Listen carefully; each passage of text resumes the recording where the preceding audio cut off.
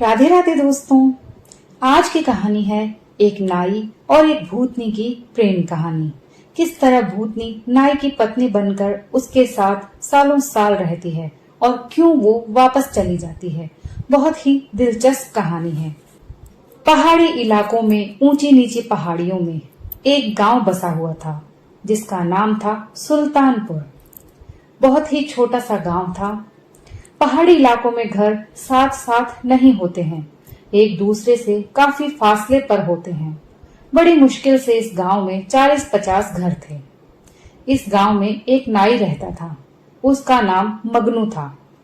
वो नेक और शरीफ था और बहुत ही ईमानदार था। भगवान पे बहुत भरोसा रखता था।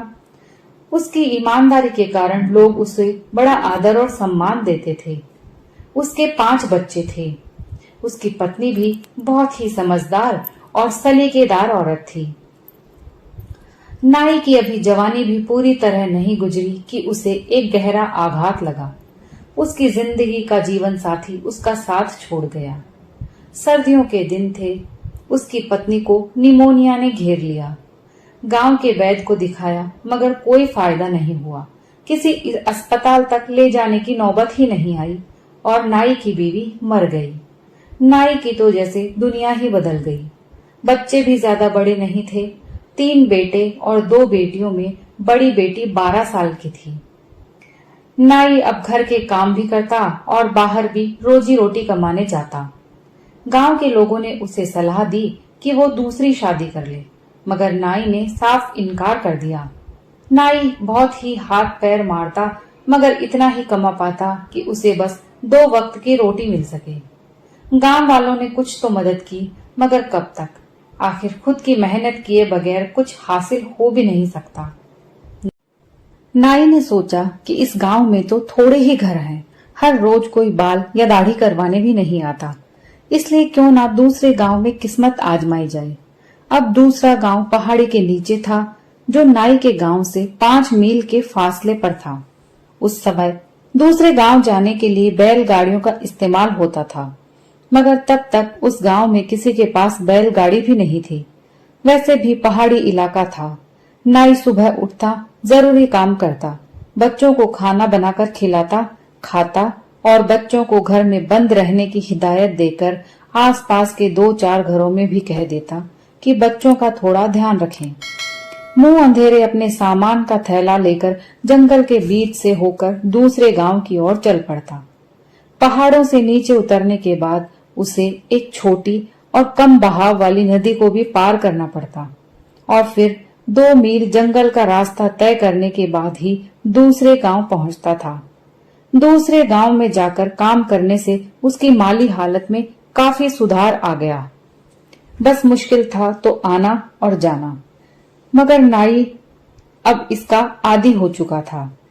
दूसरे गांव में काम करते करते नाई को 6 महीने गुजर चुके थे। एक दिन नाई दूसरे गांव से वापस अपने गांव आ रहा था। नदी पार करने के बाद नाई ने अपने गांव की राह पकड़ी तो उसकी नजर एक पेड़ पर पड़ी, जिसे देखकर वो हैरान रह गया। पेड़ की डाली पर बैठी एक खूबसूरत नौजवान औरत नाई को बड़ी मोहब्बत से देख रही थी। नाई डर गया। वो जल्दी जल्दी आगे बढ़ने लगा तो पीछे से बड़ी ही संजीदगी भरी आवाज आई, मगनू रुक जाओ। नाई ना चाहते हुए भी रुक गया। औरत फुर्ती से कूदकर नीचे उतरी और नाई के पास पहुंची। नाई बोला, कौन हो तुम और क्या चाहती हो? वो औरत बोली, मेरा नाम शाहीन है, मैं फूल नगर में रहती हूँ। नाई अपने जहन पर जोर देकर सोचने लगा कि फूल नगर नाम का गांव तो आसपास है ही नहीं। यहाँ के आसपास के गांवों को मैं अच्छी तरह भली भांति जानता हूँ। वो औरत मुस्कुराकर बोली, गांव तो यही है, बस तुम्हें पता नहीं। नाई बोला, मैं क्या करूं? औरत बोली, मगनू, मैं तुम्हें हर रोज यहाँ से जाते देखती हूँ। आज बात करने का दिल चाहा तो चली आई। नाई बोला, घर में मेरे बच्चे अकेले हैं और मेरी राह देख रहे हैं। मुझे जल्दी जाना है। मेरे पास अभी बात करने का समय नहीं है। नाई इतना कहकर आगे चलने लगा। वो घर गया और खाना बनाकर बच्चों को खिला पिलाकर सो गया।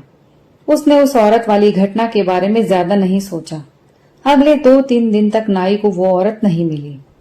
दिन अब जल्दी जल्दी ढलने लगा था। नाई अब अपने साथ एक छोटी सी लालटेन रखने लग गया। 5वें रोज फिर वो औरत नाई को उसी जगह पर मिली। आज नाई को वो औरत लालटेन की रोशनी में खौफनाक सी दिख रही थी। एक लम्हे को तो नाई डर गया और बोला, मेरा रास्ता छोड़ो। नाई बोला, क्या बात करनी है तुम्हें? इस समय घर से निकल आती हो? क्या तुम्हारे घर वाले रोकते टोकते नहीं हैं? वो औरत बोली, मुझे कौन रोक सकता है? नाई ने कहा, तो फिर तुम्हारे घर वाले बड़े ही लापरवाह हैं। औरत ने कहा, मगनू, मुझे कोई रोक ही नहीं सकता। मैं तुम्हें दिल से पसंद करती हूँ। मैं तुम्हें पिछले 2 महीनों से यहाँ से गुजरते हुए देख रही हूँ। जब मैंने तुम्हें पहली बार यहाँ से गुजरते देखा तो देखती ही रह गई। नाई ने कहा, मेरे 5 बच्चे हैं, मेरे पास इन बातों के लिए बिल्कुल समय नहीं है। औरत बोली, मगनू, तुम कुछ ना कहो, मैं तुम्हारे बारे में सब जानती हूँ। क्या तुम मुझसे विवाह करोगे? उसकी इस बात पर नाई हक्का बक्का रह गया। नाई बोला, मैं तुम्हें जानता तक नहीं, विवाह की बात तो बहुत दूर की है। मेरे बच्चों का पेट मुश्किल से पाल पाता हूँ, शादी का बोझ उठाना अब मेरे बस में नहीं। औरत बोली, मगनू, अगर तुम मुझसे विवाह कर लोगे तो तुम्हारे घर की हालत अच्छे से सुधर सकती है। नाई ने कहा, अरे वाह, तुम्हारे पास क्या अलादीन का चिराग है? औरत बोली, सोच लेना मगनू, मैं तुम्हें यहीं मिलती रहूंगी। इतना कहकर औरत पेड़ों के झुंडों में गायब हो गई। नाई ने भी बड़बड़ाते हुए अपनी राह ली। पगला गई है। अगले रोज फिर उसी जगह वो औरत नाई से बोली, मगनू, तुमने क्या सोचा? नाई बोला, तुम्हें मुझ में क्या नजर आया? तुम्हें पता है कि मेरे 5 बच्चे हैं, तुम्हारे घर वाले राजी भी नहीं होंगे। औरत बोली, तुम सब छोड़ो, बस ये बताओ कि विवाह करोगे या नहीं? नाई ने जवाब दिया, नहीं। औरत ने कहा, सोच लो मगनू, तुम्हारे पास अभी भी समय है। इतना कहकर वो फिर वापस चली गई। अगले दिन नाई का काम में बिल्कुल मन नहीं लगा। वो जिस गांव में काम करने जाता, उस गांव में एक बुजुर्ग आदमी भी था जो लोगों की परेशानियां हल करता था, उनको ताबीज बनाकर देता था। उसके पास लोगों की भीड़ जमा रहती थी। मगनू भी काम खत्म करके उस बुजुर्ग के पास गया। बुजुर्ग ने उसे देखकर कहा, कहो भाई मगनू, आज इधर का रास्ता कैसे भूल गए? नाई अब उसके पास गया और खुद के साथ हो रही वो सारी घटना कह सुनाई। वो बुजुर्ग बोला, मैंने भी फूलनगर नाम का गांव आज तक नहीं सुना। बुजुर्ग ने कहा, मगनू, तुम जल्दी जाओ, अगर आज वो तुम्हें मिले तो उसे बातों में उलझा कर रखना और उसकी आंखों को गौर से देखना कि वो अपनी पलकें झपकाती है या नहीं। एक बात और, तुम उसके पांव भी देखना कि पंजे कौन सी तरफ हैं। कल आकर मुझे ये सब बताना। इतना कहकर बुजुर्ग कुछ सोचने लगा। नाई ने अब अपने गांव की तरफ कदम बढ़ाए। नाई जब नदी पार करके उसी जगह पहुंचा तो वो औरत वहीं उस पेड़ पर बैठी नजर आई। नाई ने उसे ध्यान से देखा। वो पेड़ से नीचे उतरी और मगनू के पास आ गई और बड़े प्यार से बोली, मगनू, तुमने आज देर कर दी। नाई बोला, हाँ, आज काम ज्यादा था। नाई अब उसकी आंखों को ध्यान से देखने लगा। उसकी आंखों में अजीब सी चमक थी और साथ साथ दहशत भी थी। नाई एक बार तो चकरा गया।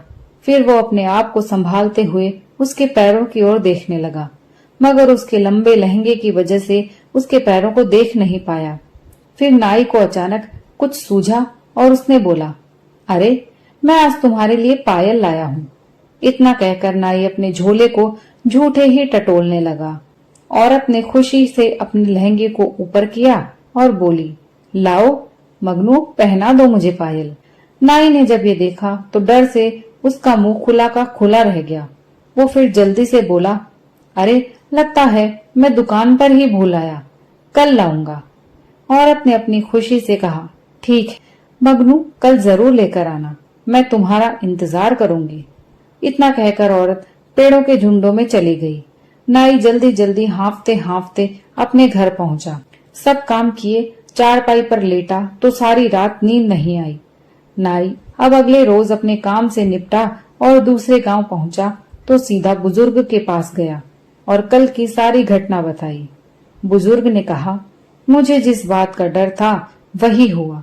नाई बोला, क्या मतलब है? बुजुर्ग बोला, उसने तुम्हें अपने गांव का नाम फूल नगर बताया है। दरअसल उसने अपनी दुनिया के गांव का नाम तुम्हें बताया है। उनकी अपनी एक दुनिया होती है, कभी कभी गलती से वो हमारी दुनिया में आ जाते हैं। नाई बोला, आप मुझे साफ साफ बताइए, मुझे कुछ समझ नहीं आ रहा है। बुजुर्ग बोला, मगनू, तुम जिसे औरत समझ रहे हो, दरअसल वो एक भूतनी है जो तुमसे सच्ची मोहब्बत कर बैठी है। बुजुर्ग की बात सुनकर नाई के चेहरे का रंग उड़ने लगा। नाई बोला, तो अब मैं क्या करूं? बुजुर्ग ने कहा, वो तुम्हें नुकसान भी पहुंचा सकती है अगर तुम उसका कहना नहीं मानोगे तो। नाई बोला, तो फिर मैं क्या करूं? बुजुर्ग ने कहा, तुम मुझसे मीठी मीठी बातों में उलझाकर उसके बाल काट लेना और फिर वो तुम्हारे कब्जे में हो जाएगी और कभी भी तुम्हारे खिलाफ नहीं जा पाएगी। मगर याद रखना, कटे हुए बाल कभी उसके हाथ नहीं लगने चाहिए। उन्हें ऐसी जगह छुपा देना जहां वो उन्हें ढूंढ न सके। नाई ने कहा, मैं उसे गुलाम नहीं बनाना चाहता, बल्कि अपनी जान छुड़ाना चाहता हूँ। बुजुर्ग बोला, उससे छुटकारा पाना इतना आसान नहीं है। तुम उससे मोहब्बत की बातें करो, जब वो तुम्हारे काबू में आ जाएगी तो अपने बारे में सच सच बता देगी। मेरी मानो तो उसे बस में करके देखो, इसके अलावा वो तुम्हें हर हाल में बर्बाद कर देगी अगर तुम उसके कहे अनुसार न चलोगे। नाई अब दिन भर सोचता रहा और सांझ ढले अपने गांव की तरफ चल पड़ा। आज वो औरत फिर उसे उसी जगह पर मिली, खूबसूरत भी लग रही थी। नाई ने उसे ये जाहिर नहीं होने दिया कि वो उसका राज जान चुका है। नाई के मन में अब उसके बाल काटने की खुराफात चल रही थी।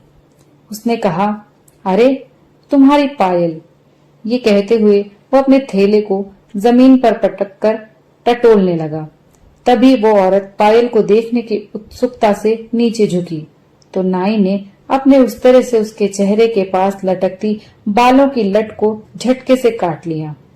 औरत तब जोर जोर से रोने लगी और वो डरावने रूप में आ गई। नाई को बड़ा डर लग रहा था। औरत बोली, मगनू, तुमने मेरे साथ धोखा किया है, मेरी मोहब्बत का फायदा उठाया है। मैं तो वैसे भी तुम्हारी गुलाम थी, मगर ये तुमने मेरे बाल काटकर अच्छा नहीं किया। नाई बोला, अच्छा तो तुम पहले अपने उसी रूप में आओ, मुझे तुम्हारे इस रूप से डर लग रहा है। औरत अपने बारे में सब बताओ। औरत अपने खूबसूरत रूप में आई और कहने लगी, मेरा नाम शाहीन है, हमारी बस्ती फूल नगर है। एक दिन मैं घूमती हुई इधर आ निकली। मैंने जब तुम्हें शाम को यहाँ से गुजरते देखा तो तुम पर फिदा हो गई। अब तो मैं तुम्हारी गुलाम हूँ, बताओ तुम्हारे लिए क्या कर सकती हूँ। नाई ने कहा, अब मुझे तुमसे कोई डर नहीं, मैं तुम्हें अपने घर ले जा सकता हूँ, मगर मेरे बच्चों के सामने अपने असली रूप में कभी भी मत आना और कभी ये करने की कोशिश भी मत करना। कभी मेरे बच्चे तुम्हारे उल्टे पांव न देख पाएं और गांव में भी तुम्हारे राज का पता न चल पाए, वरना तुम जानती हो कि तुम मेरे कब्जे में हो। औरत बोली, हाँ मैं जानती, अगर तुम मेरे बाल भी न काटते तो भी मैं तुम्हारा हर कहना पूरा करती। मुझे तुम्हारी हर बात मंजूर है, मैं तुम्हारे साथ चलने में खुश हूँ। नाई ने कहा, मेरा तुम्हारा कोई रिश्ता नहीं है, मेरे बारे में कोई गलत ख्याल भी मत लाना। औरत ने कहा, जो हुक्म मगनू। नाई बोला, चलो मेरे साथ। वो नाई के साथ साथ चलने लगी। घर पहुंचे तो उसकी बेटी ने पूछा, बापू ये कौन है? नाई ने कहा, बेटा ये तुम्हारी नई माँ है। बच्चे घर में माँ को पाकर बड़े खुश हुए। नाई खाना बनाने लगा तो औरत बोली, आज से तुम खाना बनाने के झंझट से आजाद हो, घर के काम की सारी जिम्मेदारी मेरी है। सच में नाई की तो दुनिया ही बदल गई। घर के सब काम अपने आप होने लगे। नाई ने अपने बच्चों को सख्ती से कहा कि माँ के बारे में जाकर बाहर किसी को नहीं बताना। बच्चे अब घर से बाहर खेलने जाते तो लोग ये देखकर अचंभे में पड़ जाते कि अब बच्चे नहाए धोए साफ सुथरे कपड़े पहने हुए रहने लगे हैं। घर भी हमेशा साफ सुथरा रहने लगा है। असल में वो औरत दूसरों को दिखाई नहीं देती थी। कभी कभी औरत को नाई द्वारा कटे बालों का बड़ा अफसोस होता, क्योंकि वो अपनों से नहीं मिल सकती थी, अपनी दुनिया में नहीं जा सकती थी। नाई ने वो बाल एक हंडिया में डालकर घर की दीवार के पास दबा दिए थे। समय बीतता गया, बच्चे बड़े होने लगे तो लोगों ने बच्चों से पूछना शुरू कर दिया कि तुम्हें तैयार कौन करता है और कौन तुम्हारे घर का काम करता है। बच्चों ने कह दिया कि हमारी माँ हमें तैयार करती है। लोगों को बड़ा अचंभा हुआ, ये कैसे हो सकता है? इसकी माँ को तो मरे सालों बीत गए।